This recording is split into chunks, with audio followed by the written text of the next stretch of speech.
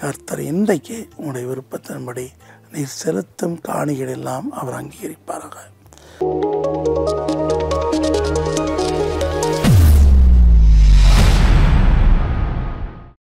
பிரியமான தேவ ஜனமே, கர்த்தரும் இரட்சகருமாகிய இயேசுவின் நாமத்தில் உங்கள் அனைவருக்கும் எங்கள் மனதார வாழ்த்துக்கள். உங்கள் ஆத்மா வாழ்கிறது போல நீங்கள் எல்லாவற்றிலும் சுகித்திருந்து வாழ்வீர்களாக. அனுதின அற்புதத்தை அநேகர் பார்க்கிறீர்கள், கர்த்தர் ஸ்தோத்திரம். இன்னும் நீங்கள் ஒரு 10 பேர் 15 பேருக்கு 5 பேர் 2 பேருக்கு அறிமுகம் பண்ணுங்கள். அது மிகவும் பிரயோஜனமாக இருக்கும். எங்களுடைய ஊழியத்தில் நடந்த அதிசயங்களை அற்புதத்தின் மாலைன்னு சொல்லி சண்டே வரும் சாயங்காலம், அதை நீங்கள் பாருங்கள். அதில் தேவன் செய்த மகத்தான அதிசயங்களை நீங்கள் பார்ப்பீர்கள். நான் அன்றோடு பேசும்போது கர்த்தர் எனக்கு கொடுத்த வார்த்தை என்னதுன்னா, சங்கீதம் 20:4, உமது மன விருப்பத்தின்படி உமக்காக கிடவது, அவர் உம்முடைய ஆலோசனைகள் எல்லாம் நிறைவேற்றுவாராக. தேவாதி தேவன் பரிசுத்தர், அவர் சொல்ல ஆகும், அவர் கட்டளை நிற்கும், அவர் ஆலோசனை தான் நிலை நிற்கும், மனுஷருடைய ஆலோசனை அவர் விருதாவாக்குவார் என்று சொல்லி சங்கீதம் 33:11 பார்க்கிறோம். ஆனால் இப்பேற்பட்ட சர்வ தேவன் தமக்கு ஆலோசனை சொல்வதற்கு ஆலோசனை கூட்டமாக 24 மூப்பர்களை வைத்திருக்காராம். இந்த 24 மூப்பர்கள் யாருன்னு பார்த்தீங்கன்னா, 12 பலத்த தீர்க்கதரிசிகள், எலியா, மோசே மாதிரி. 12 அப்போஸ்தலர் சொல்லும்போது இயேசுவை பின்பற்றி சொல்லனா துயரத்த பாடுகள் அனுபவித்து மரித்த 12 அப்போஸ்தலர்கள். இவளுக்கு பின்னாடி அந்த அழைப்பை பெற்றவங்கெல்லாம் கியூவில் ஆயிரக்கணக்காக இருக்காங்க. தேவாதி தேவனுக்கு யாருமே ஆலோசனை சொல்ல தேவையில்லை. அவர் என்ன நினச்சாரோ அது நடக்கும். ஆனால் இங்கே பாருங்கள், தாவீது என்னும் பிள்ளையாண்டான் ரொம்ப அழகாக சொல்கிறான், அவர் உமது மன விருப்பத்தின்படி உமக்கு தந்தார். உலகத்தில் நமக்கு எவ்வளவோ எண்ணங்கள், எத்தனையோ சிந்தனைகள், எத்தனையோ ஒரு ஏம், சாதிக்கணுங்கிற ஏம், அது மேலே வரணும் ஏம், அது பெரிய வீடு வேணும், நல்ல ஒரு பொண்ணாக கட்டணும், நல்ல ஒரு பையனாக கட்டணும், வாழ்க்கையை நிறைய சம்பளம் வரணும், நம்ம குழந்தை பிறக்கணும், ஒரு பெரிய ஒரு ஜாபில் இருக்கணும். இப்படி தான் நிறைய ஆசைகள் ஜனங்களுக்கு உண்டு இல்லையா?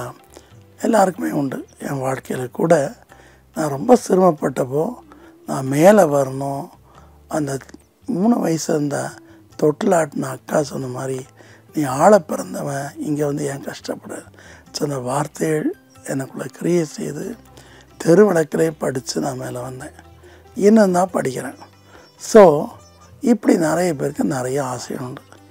படிக்கணுங்கிற ஆசை என்னை விட்டு இன்றைக்கும் போகலை. அது மாதிரி ஒவ்வொரு மனுஷருக்கும் ஒவ்வொரு ஆலோசனை இருக்குது. இது ஒரு துன்மார்க்கமான ஒரு ஆலோசனை இல்லை. மற்றவனை கெடுக்கணும், கொலை பண்ணணும், மற்றவனுடைய வாழ்க்கையை நாசமாகணும், அப்படிப்பட்ட ஆலோசனை இல்லை. கள்ளத்தனமான முறையில் நம்ம சம்பாதிக்கணும் என்கிற விருப்பமும் இல்லை. நம்முடைய நல்ல விருப்பங்களை தெய்வம் நிறைவேற்றுவார். நல்ல விருப்பங்களை நிறைவேற்றுவார். இன்றைக்கு உலகத்தில் மிகப்பெரிய ஒரு பணக்காரன், அன்றைக்கு அவருடைய வாழ்க்கையில் நடந்த ஒரு சம்பவத்தை நான் பார்த்தேன். அவர் ஒரு சொப்பனம் பார்த்தாராம். Is a Catholic. சொப்பனம் பார்க்கும்போது ஒரு இருண்ட காட்டுக்குள்ளே இருந்தாராம். இருண்ட காட்டுக்குள்ளே இது எங்கே வழி நடந்தே தெரியாது. He was just a aimless man. அப்படி இருக்கும்போது இவன் மனசில் நட்சத்திரங்கள், கிரகங்கள் இதெல்லாம் பார்க்கணுங்கிற ஆசை இருந்துச்சு.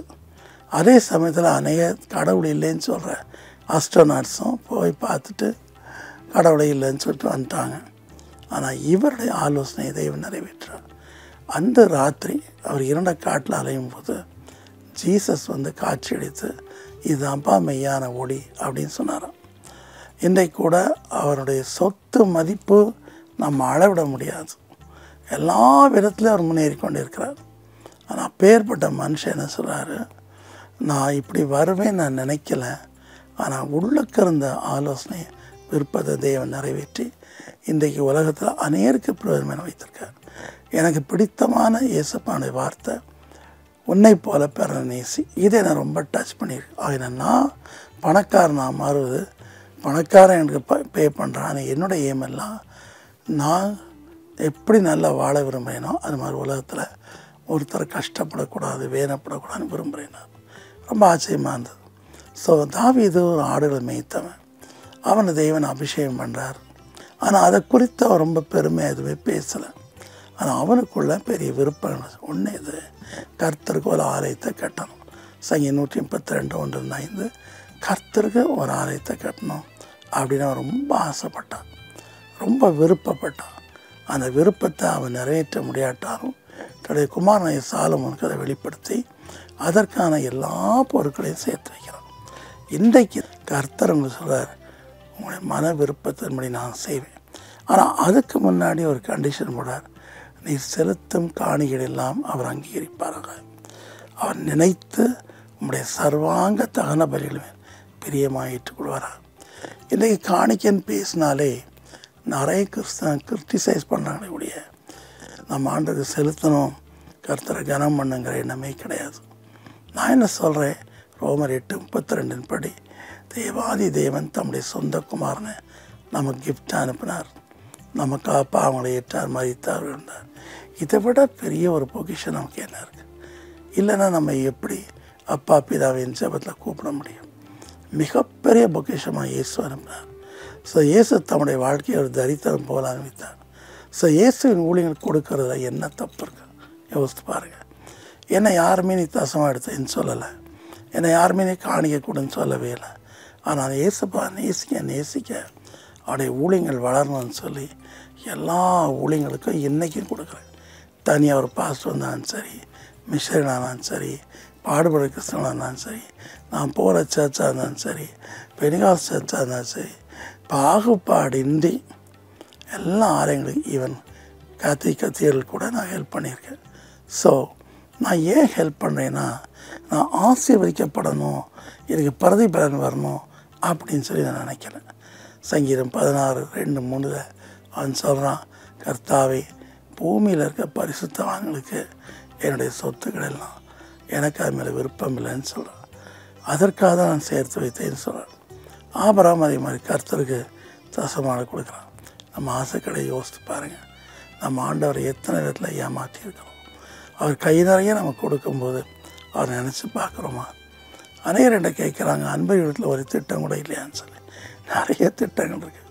நான் சொன்னது போல் ஒரு ஸ்கூல் பாடுபட கிறிஸ்தவங்களுக்காக மெயினாக ஏற்படுத்தணும். அது இல்லாமல் என்னுடைய ஆஸ்திரேலிய தியேட்டர் கண்டிப்பாக வேணும். கிட்டத்தட்ட ஒரு ஸ்கொயர் ஃபீட் 7,000 அப்படி 3,000. அது மட்டும் இல்லை, நம்முடைய குடும்ப ஆசைக்கிட்டங்களேன் அந்தந்த இடத்துல மக்கள் ஸ்பான்சர் பண்ணணும், அவங்க பேரில் நிறைய பேர் ரசிக்கப்படணும், பெரிய பெரிய கன்வென்ஷன் நடத்தணும். எதுக்காக? பெருமைக்கு இல்லை, பெருமை தேடி பிரயோஜனமே கிடையாது. ஏன்னா அந்தளவுக்கு ஆண்டை நொறுக்கிட்டார். எனக்கு புகழ் பாடுற பெருமை பாடுற பிடிக்காது. ஆனால் ஒன்றே ஒன்று, இயேசு மேலே அன்புனால எல்லாவற்றையும் முதற்பங்க அவர் கொடுக்குறேன். நீங்கள் சம்பளம் வாங்கின உடனே யோசித்து பாருங்கள், இந்த காணிக்கை தராதிங்கிற மக்களெல்லாம் எடுத்துருங்க. இயேசுபா வாழ்ந்த போது கூட தேவாலயத்தில் ஒரு 7 விதவை காணிக்கப்படுவது பார்க்கும். கர்த்தர் இன்றைக்கு உங்களுடைய விருப்பத்தின்படி உங்களுக்கு செய்வாராக. ஒரு குறிப்பிட்ட டாக்டர் இருந்தார், நல்ல மனுஷன். அவர் ஒரு நாள் இந்த லஞ்சம் பரிதானம் இப்படிலாம் கொடுத்து மேலே யோசிக்கவே மாட்டார். Is a very good cardiologist. ஒவ்வொரு முறையும் என்ன ஜெபம் பண்ணுவார், பிரதர் எனக்கு ட்ரான்ஸ்ஃபர் வேணும், ப்ரொமோஷன் வேணும், ஆனால் நான் லஞ்சம் கொடுக்க மாட்டேன் அப்படின்னு சொல்லுவார்.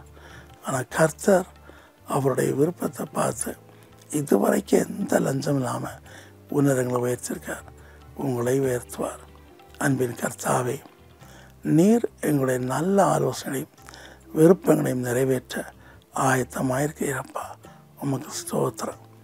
எங்களுடைய இதயத்தின் வாஞ்சையெல்லாம் உமக்கு தெரியும், உமக்கு மறைவானது ஒன்றுமில்லை. அதுபோல கர்த்தாவே, மோசே 40 வருஷமாய் தன் ஜனங்களை விடுவிக்க வேண்டும் என்றும் அவர்களோடு உபத்திரனை அணைக்க வேண்டும் என்றும் விரும்பினான், ஆசைப்பட்டான். ஆனால் வழி தெரியாமல் கஷ்டப்பட்டான். ஆனால் கர்த்தன் காட்சியளித்து இள வயதில் செய்த ஜெபத்தின் விருப்பத்தை கேட்டு அவனை 22 லட்சம் மக்களை கடுமையான வனாந்தரத்திலும் சமுத்திரத்தினுடையும் நடத்தினார். அதே போல் உம்முடைய மக்கள், பாஸ்டர்ஸ், ஊழியக்கார மிஷனரிகள், தேவனுக்கு பயந்த சிறு பிள்ளைகள், வாலிபர்கள் ஒவ்வொருடைய நல்ல விருப்பங்களை நிறைவேற்றும். அதற்கேற்றார் போல உம்முடைய மக்களும் தாங்கள் உயர்த்தப்படும் போது ஆண்டுடைய ஊழியங்களுக்கு தாராமை கொடுக்கிற ஒரு நல்ல விருப்பத்தை ஏற்படுத்தும். இயேசுவின் நாமத்தில் வேண்டிக் கொள்கிறேன் பிதாவே. ஆமென், ஆமென்.